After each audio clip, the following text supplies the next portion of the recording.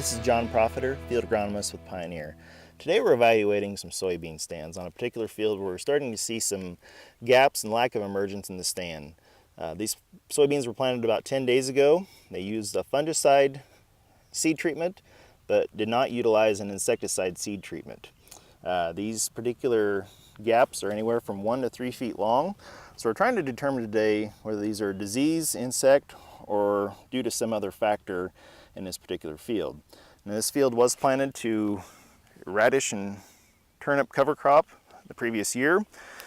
And what we found as we started digging in some of these areas that had not emerged yet, found a significant amount of larval feeding on the cotyledons.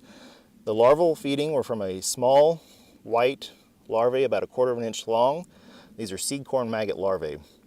Now, these larvae actually overwinter in the area in a larval pupa form. These emerge into adult flies early in the spring, and then these flies lay eggs in areas where there's high levels of surface organic matter, whether that's manure that's been applied, or in this situation here, the radish and turnip cover crop that is breaking down made an ideal spot for the flies to gravitate to lay eggs.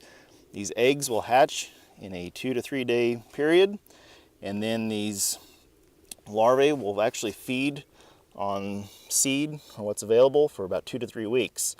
Unfortunately, this particular field was planted with soybean seed that did not utilize an insecticide seed treatment.